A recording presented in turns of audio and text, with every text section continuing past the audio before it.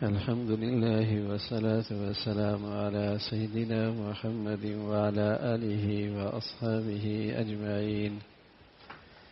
أما بعد فأعوذ بالله من الشيطان الرجيم. بسم الله الرحمن الرحيم. أكملت لكم دينكم وأتممت عليكم نعمتي. أكملت لكم دينكم وأتممت عليكم نعمتي. صدق الله العظيم. اللهم صل على سيدنا محمد وعلى آل سيدنا محمد وبارك وسلم. اللهم صل على سيدنا محمد النبي الأمي وعلى آله وأصحابه وسلم. میرے معزز مسلمان بزرگوں، عزیز بھائیوں، اللہ کا دین اور اس کی تعلیمات انسانیت کے لیے اللہ کا بڑا انعام، اللہ کریم کی بہت بڑی رحمت. دین اور دین کی تعلیمات ساری انسانیت کے لیے اللہ کا بڑا انعام، اللہ کی بڑی رحمت. اس ابتر اور اس پریشان دنیا میں، اس ابتر اور اس پریشان دنیا میں انسان خوشگوار پرسکون زندگی گزار سکتا ہے. یہ ہر دکھی دل کی آواز ہے، ہر غم زدہ پریشان حال زندگی کی پکار ہے. کوئی اس غم زدہ پریشان حال ابتر دنیا، یہاں بھی کوئی انسان پرسکون خوشگوار زندگی گزار سکتا ہے؟ میں عرض کر رہا ہوں، آج کی بھری دنیا کی یہ ایک آواز ہے جو دکھی ہے، جو غموں میں گھری ہوئی ہے، جو انجانے سے خوف میں مبتلا ہے کہ آیا اس دنیا میں کوئی آدمی پرسکون زندگی بھی گزار سکتا ہے؟ ظاہر بھی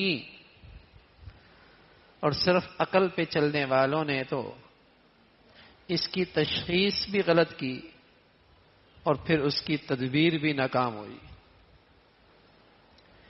تشخیص یہ کر بیٹھے کہ اسباب راحت ہی راحت ہے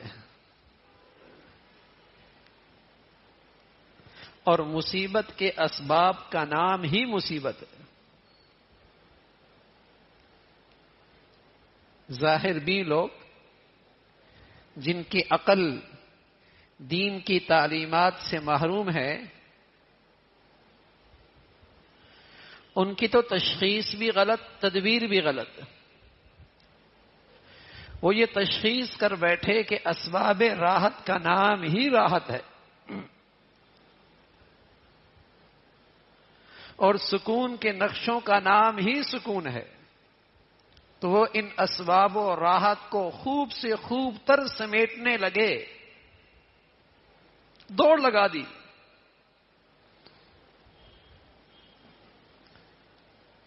تدبیر بھی غلط ہو گئی. جب تشخیص ہی غلط ہے تو تدبیر بھی غلط. کہ اسباب راحت بھی اکٹھے کر لیے،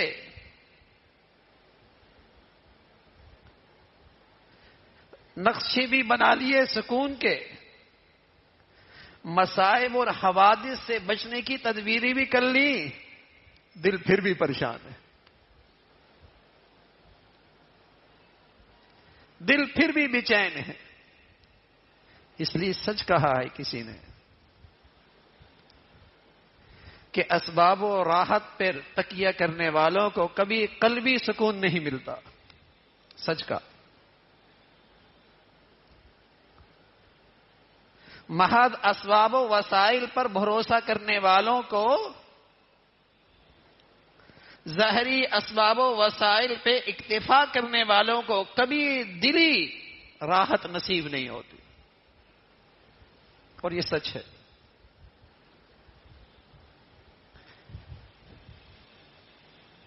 چاہا تو یہ انسان نادان نے کہ اپنی عقل سے خوشگوار اور ایک پرسکون زندگی کی تلاش میں نکلوں، لیکن دین اور دین کی تعلیمات نہیں تھی. تشخیص بھی غلط کر بیٹھا، تدبیر تو پھر ناکام ہونی تھی. تشخیص یہ کر بیٹھا کہ اسباب و راحت کا نام ہی راحت ہے، مصائب کے اسباب سے بچنے کا نام ہی مصیبت سے بچنا ہے. کوئی سمجھ بیٹھا کہ جتنے زیادہ اسباب و راحت ہوں گے، سکون کے نقشے بڑھیا ہوں گے، ایک خوشگوار زندگی گزاروں گا، ایک پرسکون زندگی مل جائے گی. تو جب تشخیص بھی غلط، تدبیر بھی ناکام، غلط ہو گیا. اللہ نے اپنے پیغمبروں کے واسطے سے انسانیت پر انعام فرمایا،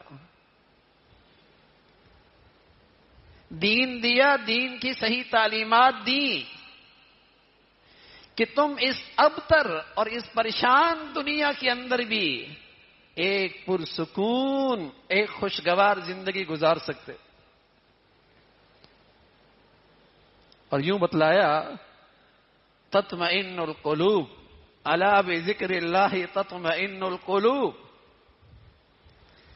اللہ کی یاد رکھنے والوں کے دل چین سے رہتے ہیں. سبحان اللہ، چین سے رہتے ہیں. تو انہوں نے تدبیر کیا بتائی؟ تشخیص بھی صحیح کی اور تدبیر بھی صحیح کی. تشخیص یہ کی کہ اسباب راحت اور ہیں، راحت اور ہے. اسباب مصائب اور ہیں، مصیبت اور ہے. دونوں میں فاصلہ ہے. ضروری نہیں کہ جہاں راحت کے اسباب ہوں وہاں راحت بھی ہو، اور یہ بھی ضروری نہیں جہاں مصیبت کے اسباب ہوں وہ مصیبت میں بھی ہو، یہ بھی ضروری نہیں. اس لیے کہ مصیبت اور راحت کا تعلق ظاہری اسباب و وسائل سے نہیں، دل کی کیفیت سے ہے.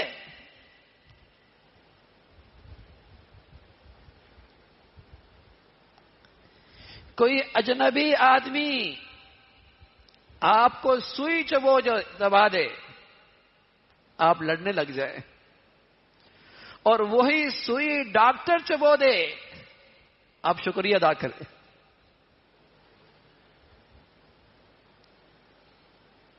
کوئی اجنبی سوئی چبو دے، آپ لڑنے لگ جائیں. ڈاکٹر چبو دے، شکریہ ادا کریں. مصیبت کے اسباب تو دونوں نے اختیار کیے. سوئی کا درد تو دونوں سے ہوا ہے، لیکن ایک سے آپ کو خوشی ہو رہی ہے، ایک سے آپ کو پریشانی ہو رہی ہے. اصل تو دل کی کیفیت ہے نا، کہ آپ کی دل کی کیفیت کہہ رہی ہے یہ میرا مسیحا ہے، یہ میرا خیرخواہ ہے، یہ میرا ہمدرد ہے، یہ فلاں میرا دشمن ہے. یہ فرق ہے. سبحان اللہ. اللہ کا دین یہی بتاتا ہے، پیغمبروں کی تعلیمات یہی بتاتی ہیں، دین کی تعلیمات یہی بتاتی ہیں کہ تم اسباب راحت اور اسباب حوادث اور مصیبت کو اپنی حالت پہ رہنے دو.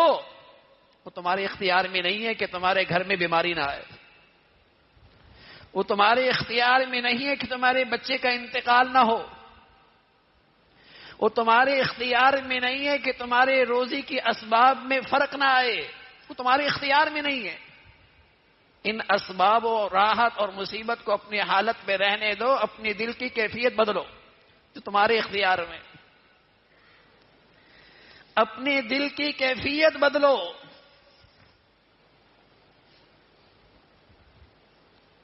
اپنی دل کی دنیا بدلو.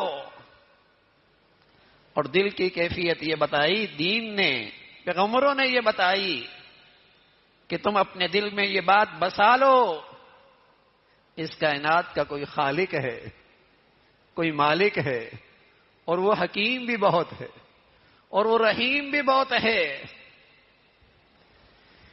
اس کائنات کا خالق اور مالک ہے جو حکیم بھی ہے، رحیم بھی ہے، اور تم سے، تمہاری ماؤں سے زیادہ تم سے پیار بھی کرتا ہے۔ یہ بات اپنے دل میں بٹھا لو کہ تمہاری زندگی کا اعلیٰ مقصد اس ذات کو راضی کرنا ہو۔ تو بھائی، اگر مصیبت کے اندر بھی اس ذات کو راضی رکھو گے اور تمہارا مقصد وہی ہوگا کہ وہ ذات راضی رہے، تو مصیبت میں بھی لذت پاؤ گے، مصیبت میں بھی راحت پاؤ گے، مصیبت کے اندر بھی تم ایک خوشگوار زندگی کا لطف اٹھاؤ گے۔ ارے میاں، جو زندگی کا اعلیٰ مقصد تھا وہ تو پورا ہو رہا ہے۔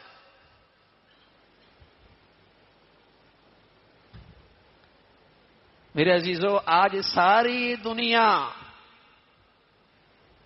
ان اسباب و وسائل کی بہتات میں اور اس کی تقدو میں لگی ہے، یہ بڑھ جائیں، اور بڑھ رہے۔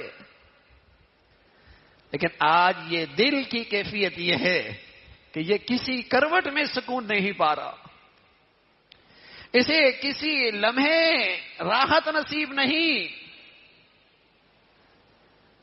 راستہ غلط ہو گیا، تشخیص غلط ہو گئی، پھر اس پر بننے والی تدبیر غلط ہو گئی۔ اس نادان انسان نے اسباب و وسائل پہ تکیہ کر لیا، وہی اس کی زندگی کا سب سے اعلیٰ مقصد بن گیا کہ بڑھ جائیں گے تو زندگی خوشگوار ہو جائے گی، اس میں کمی آ گئی تو زندگی پریشانی میں گزرے گی۔ یہی اس کی زندگی کا اعلیٰ مقصد ہو گیا۔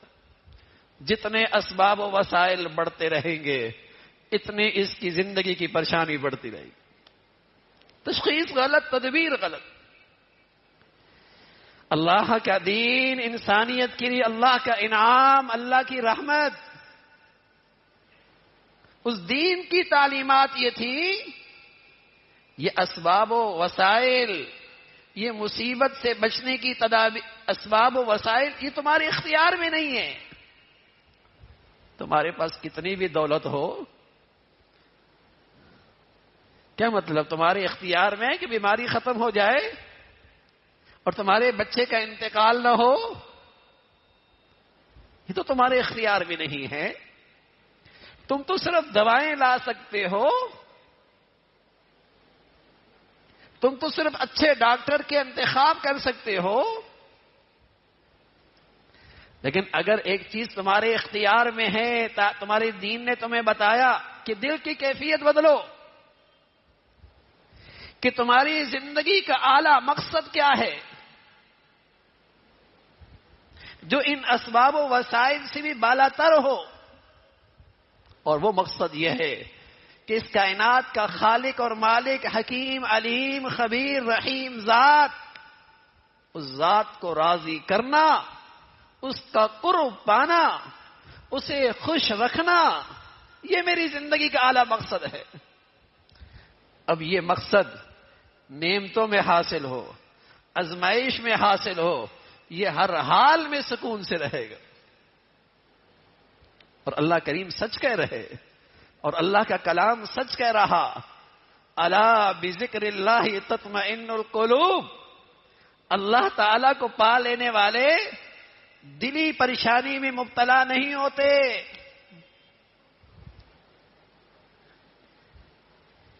دلی پریشانی میں مبتلا نہیں ہوتے۔ ایک اجنبی آدمی پیٹ چاک کر دے،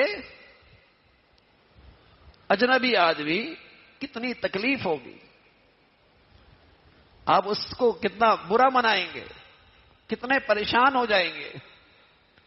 لیکن اگر وہی پیٹ چاک کرنے والا ڈاکٹر ہو، جس کے بارے میں آپ کے دل کی کیفیت یہ ہے کہ یہ مسیح ہے، یہ اس فن کو جانتا ہے، یہ میرا خیر خواہ ہے، یہ مجھ پہ مہربان ہے، آپ شکریہ بھی ادا کریں گے، فیس بھی ادا کریں گے، شکریہ بھی ادا کریں گے، فیس بھی ادا کریں گے. اور یہی دل کی کیفیت اس کائنات کے خالق اور مالک کے بارے میں آ جائے. وہ حکیم ہے، وہ علیم ہے، وہ رحیم ہے، ماؤں سے زیادہ میرے گھرانے پر، میرے بچوں پر، مجھ پر مہربان ہے. تو اگر دل کی یہ کیفیت آ جائے تو میرے عزیزو، اسباب حوادث میں بھی، اسباب مصیبت میں بھی آدمی کا دل پرسکون رہتا ہے، آدمی کا دل پرسکون رہتا ہے. اور اگر زندگی میں وہ اللہ کی ذات، وہ دلوں میں اس ذات کی عظمت، اس کی معرفت، دل اس سے خالی ہو جائے اور ساری تک و دو ان ظاہری اسباب و وسائل پر ہوں، تو یہ تو دنیا میں دھوکہ دیتے ہیں.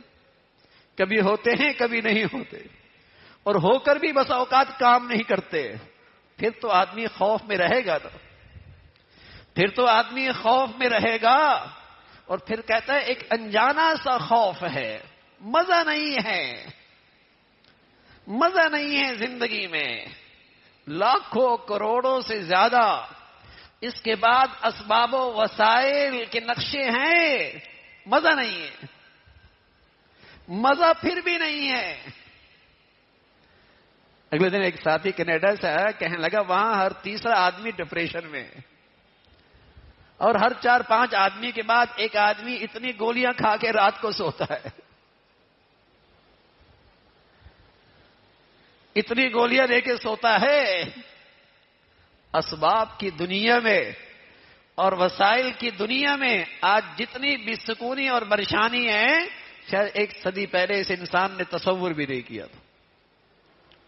اور وہ اسباب و وسائل میں کتنی ترقی کر چکے ہیں. تو میرے عزیزو، پیسوں سے دوائیں آیا کرتی ہیں، صحت نہیں. پیسوں سے گھر بڑا ہو سکتا ہے، سکون نہیں. پیسوں سے محبت کے نقشے بڑے ہو سکتے ہیں، دلوں میں محبت اور پیار نہیں. پیسوں سے سکون کی چیزیں تو آ سکتی ہیں، سکون تھوڑا آتا ہے. راحت کے نقشے لائے جا سکتے ہیں، پیسوں سے راحت نہیں. زندگی کی راحت اور زندگی کا سکون، زندگی کا لطف، تو مجھے اپنی دل کی کیفیت بدلنی ہوگی. اس کا تعلق انظاری اسباب و وسائل سے نہیں ہے، دل کی کیفیت بدلنی ہوگی. اس لیے پیغمبر جو دین لے کے آتے ہیں اور جو دین کی تعلیمات دیتے ہیں، وہ انسانیت کے لیے اللہ کا بڑا انعام ہے. اللہ ہمیں اس کی قدر نصیب فرمائے. تو پھر جھونپڑی میں رہنے والا بھی زندگی کا لطف لے سکتا ہے، اور کوٹھی میں رہنے والا بھی زندگی کا مزہ پا سکتا ہے. بس اس تعلیمات کی قدر ہو جو آپ کو ہر حال میں سکون دیتی، مطمئن کرتی ہے. اللہ کی بات بھی سچی، اللہ کا کلام بھی سچا، اللہ کا پیغام بھی سچا. الا بذکر اللہ تطمئن القلوب. اللہ کو پا لینے والے دلی بے چینی میں مبتلا نہیں ہوتے، دلی بے سکونی میں مبتلا نہیں ہوتے، خوف زدہ زندگی نہیں گزارتے. اگر میں اس کیفیت سے محروم ہوں، سکون اور اطمینان سے، یقین جانیے میرا دل دین کی تعلیمات سے محروم ہے، میں دین کی حقیقت سے محروم ہوں. ورنہ یہ چیزیں نعمتیں بھی اللہ کا قرب دیتی ہیں، اور یہ آزمائش بھی اللہ کا قرب دیتی، اللہ کا قرب دیتی ہے. اور اللہ کے قرب میں تو مزہ ہے، اس کا تو لطف بھی کچھ اور ہے. اللہ تعالی ہمیں نصیب فرما دے. تو میرے عزیزو، اس پریشان دنیا میں، اس بے چین دنیا میں، اس دکھی دنیا میں، اس غم زدہ حالات میں زندگی کا سکون ہے، زندگی کی خوشگواری ہے، زندگی کا لطف یہ ہے. لیکن اس کے لیے اللہ کا دین ہے، اس کے لیے دین کی تعلیمات ہیں، وہ محض اسباب و وسائل کی دوڑ میں نہیں ہیں، وہ دل کی کیفیت بدلنی ہوگی، اپنے زندگی کا اعلیٰ مقصد بدلنا ہوگا، اور وہ مقصد اللہ کی رضا بنانی ہوگی، اللہ کا قرب پانا ہوگا، اللہ کے حکموں کی تعمیل اپنی زندگی کا اعلیٰ مقصد بنانا ہوگا۔ یہ میری زندگی کا مقصد ہے، وہ جیتے جی مل جائے، دنیا سے جاتے جاتے مل جائے، مزے ہی مزے، پھر اللہ زندگی دے تب بھی لطف ہے، اللہ تعالی اس راستے میں آزمائش دے دے تب بھی مزہ ہے۔